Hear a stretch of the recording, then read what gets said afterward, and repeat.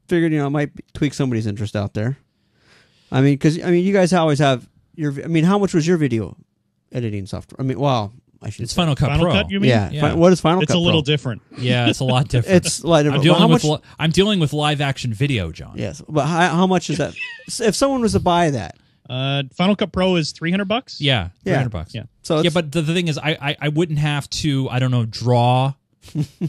I wouldn't have to shade. I just cut video and. So I think the anime studio is something that you would maybe create your characters, create your cutscenes in, and then when you wanted to actually do the editing and do the final production, you would maybe, I mean, you could probably do it inside of Anime Studio a little bit, but to do a real job of it, you'd move it over to something like Final Cut Pro or Adobe Premiere and do the actual final editing and mixing there. That's true.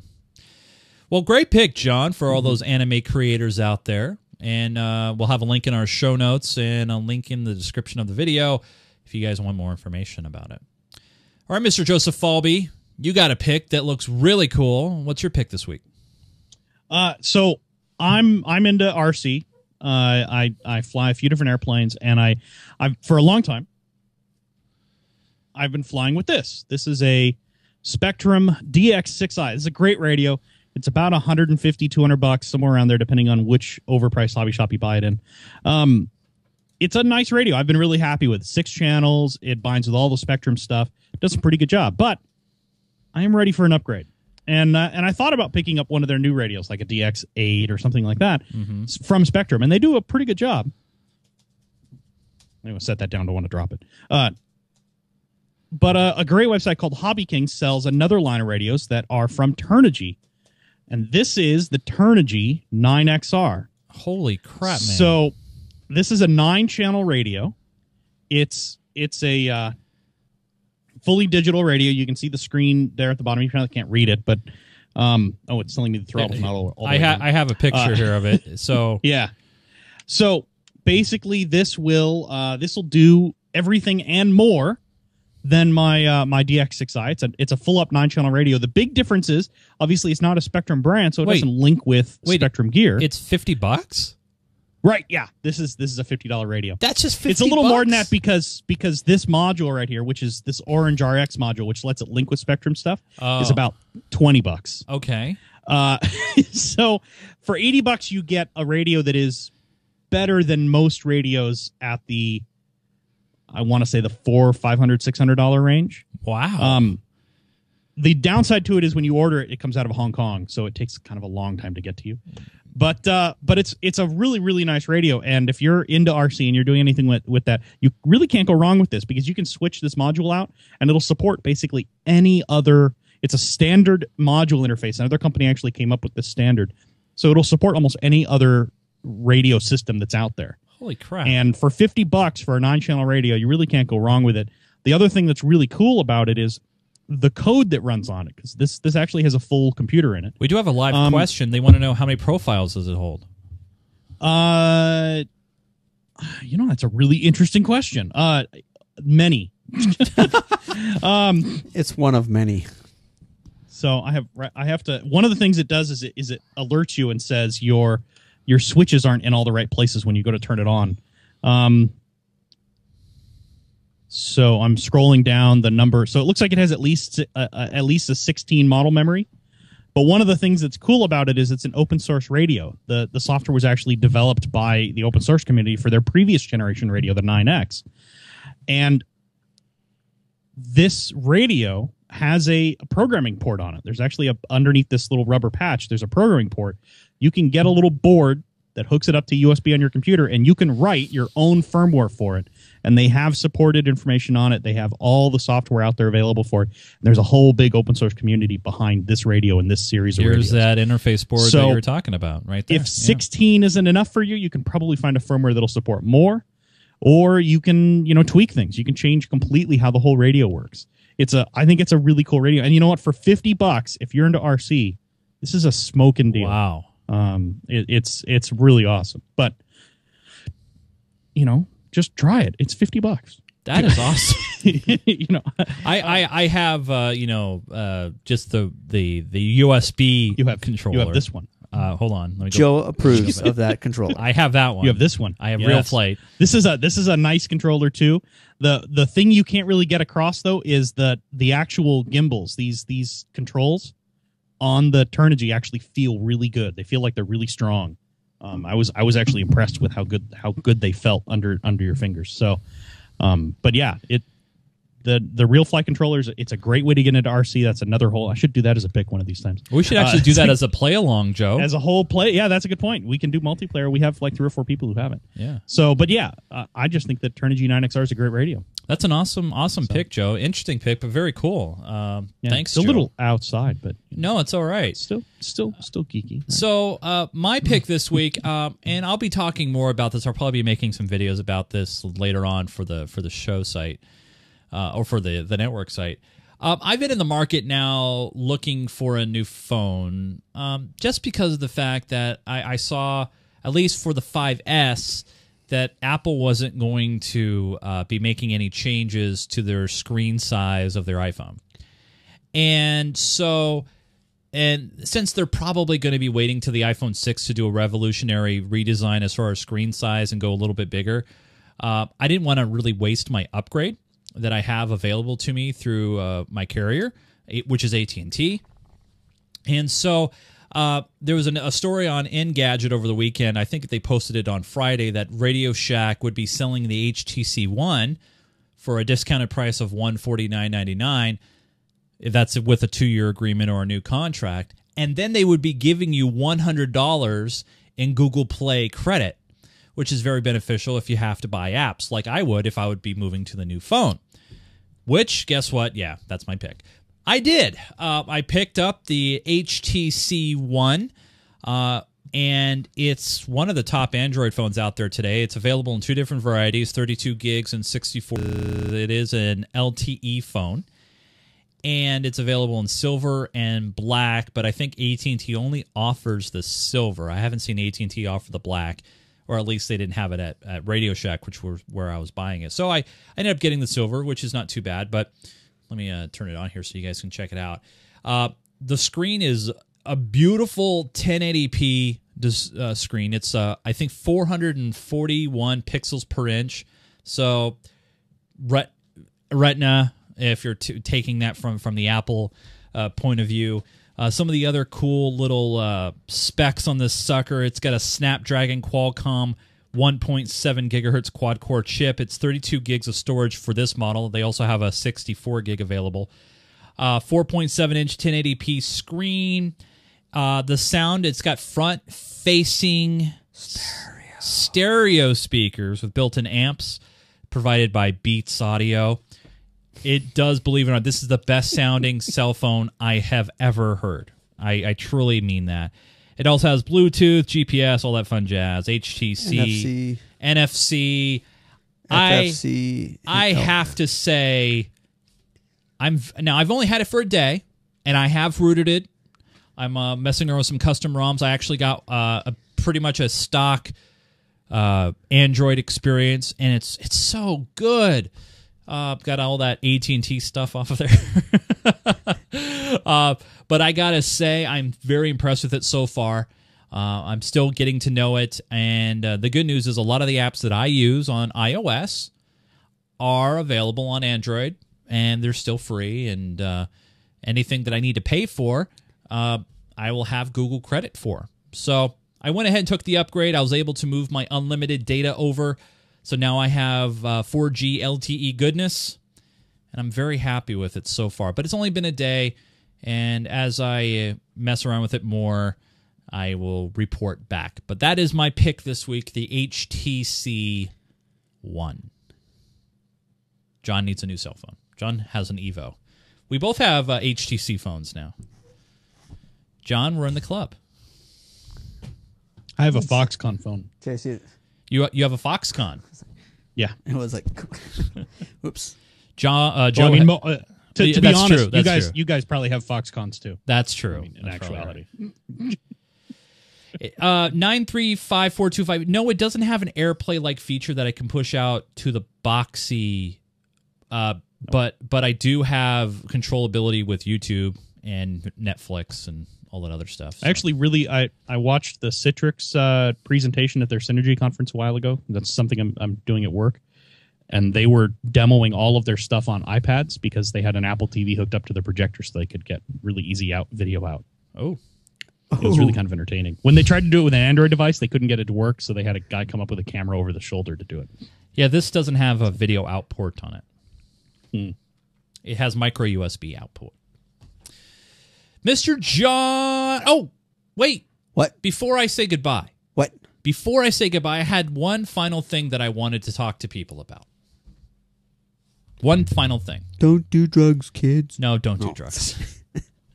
No, I'm going to flash it on the screen. You ready? You watching, John? I'm watching. Did you see it? What was that, Jay? Did you see it, John? Yes. Show me again. Did you see it? Yes. Ladies and gentlemen, boys and girls, children of all ages, Geek Gamer TV is proud to announce that we are heading to PAX Prime 2013 from Seattle, Washington. Now, that's in 2 months from now. Actually, 67 days, 7 hours, 50 minutes, and 15 seconds. Why isn't that going down? That's interesting. You gotta refresh the page. Yeah, fair enough. So, yes, we are heading to PAX Prime. It's 4 days this year. Can you believe that? August 30th, 31st, September 1st, and 2nd. That's Labor Day weekend. And Geek Gamer TV will be heading there live as Media. So we'll have some of these. Multipass. Oh. Cobra and Dallas Multipass. We'll be heading there. Now, this year, we're going to be doing things a little bit differently. First off, we will not be doing live coverage at the event. Why? Well, we've done it. The bandwidth was bad, to be honest with you. We had a live view unit, and that thing is awesome, except when 60,000 geeks are using the same bandwidth. It's just not good, man. We hogged it. Yeah. It's not that the live view was bad. It's that the cell towers connection was bad. It was all of the different cell towers we were trying to be on at the same time were all overloaded. So instead of live view upgrading their gear, what we need to do is we need to get Sprint and AT&T and, well... Sprint and AT&T. That's Sprint pretty much and it, isn't it? AT&T, I mean, Verizon. Verizon. There's Verizon. Well, Sprint needs to get that LTE stuff in place. Get rid of their WiMAX. Yep. Yeah. They're doing it right here. They're doing it here now. Bastards. Yeah, so... We had a tower go out the other day because they were upgrading it. They didn't tell us beforehand.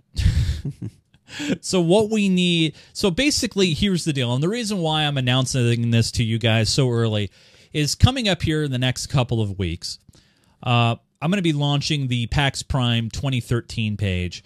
And we really want your assistance to help us cover this event.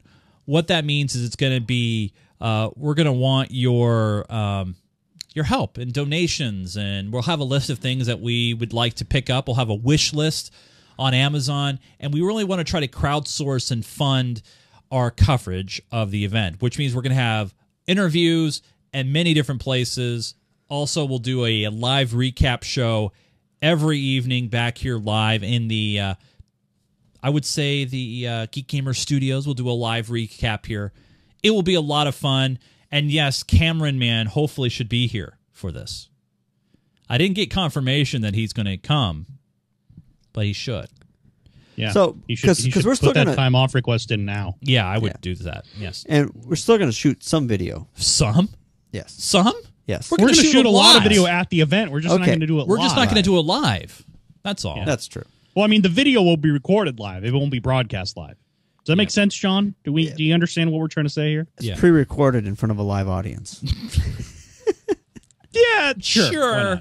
Yeah. Yeah. So we'll be there, and we hope to have you guys along for the ride. And let me tease this. I'll tease this. I know how popular PAX passes are. I don't just have one. I have two sets of individual day passes, Friday, Saturday, Sunday, and Monday. Two sets of them that I'm trying to figure out what I'm going to do with. So I might make them into a contest as part of a fundraising effort. I'm not sure. I haven't thought about it yet. So if you guys have any ideas for me on what we should be doing for our PAX coverage, what things you would like to see as part of our PAX coverage. There are ways you can contact the show, but the best way is sending us an email weekly at GeekGamerTV. You can send us your technology and gaming-related questions, text, audio, or video. Send them all that right there, weekly at GeekGamerTV.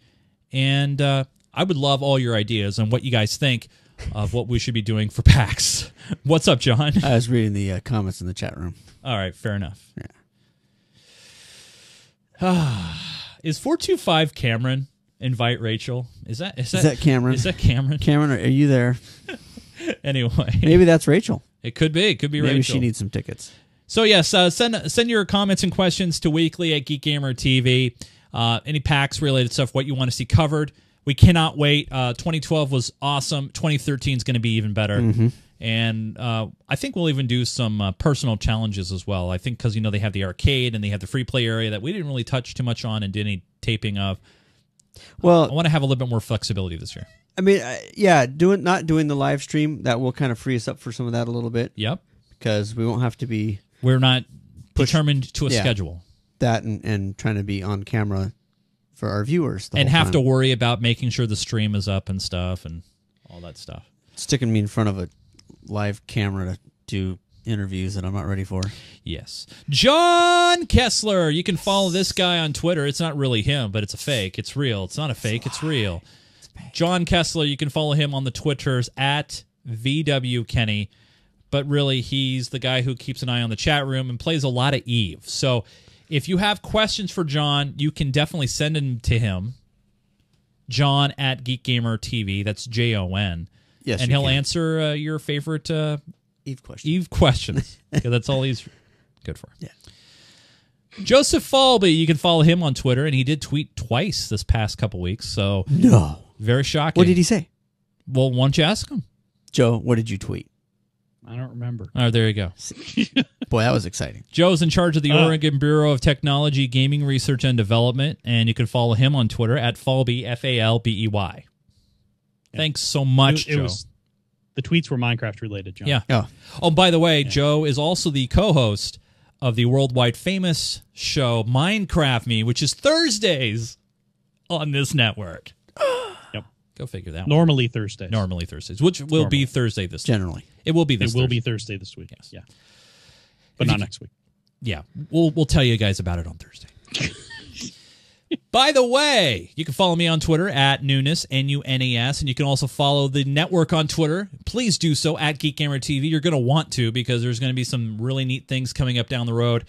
Some live play-alongs. I just got a copy of The Last of Us on PS3, and it's pretty good. And we'll play it on the air. Well, actually, I'll probably play it. It's not very multiplayer. Well, actually, there is multiplayer. Anyway... Hey, do you need that hardware back to do that? Well, no. I have capture cards. Okay. Anyway, yes, follow me and follow the network on Twitter. And as always, everything that you can find about Geek Gamer TV, previous shows, news articles, and an awesome community can all be found at GeekGamer.tv. So make sure you hang out when you can, where appropriate. We also have a TeamSpeak.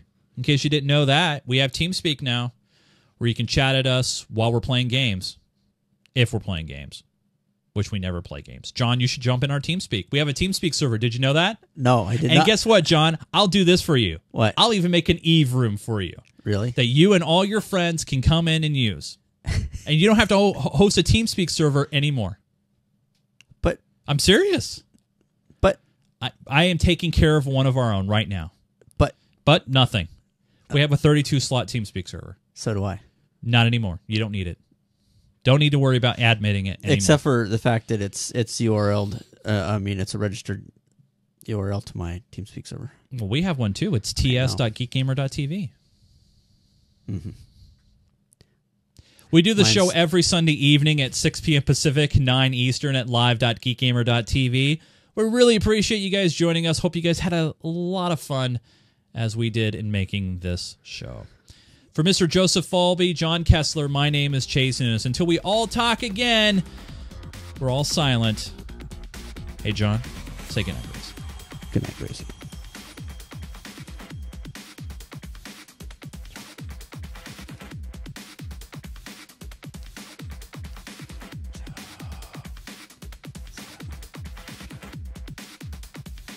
Michael York.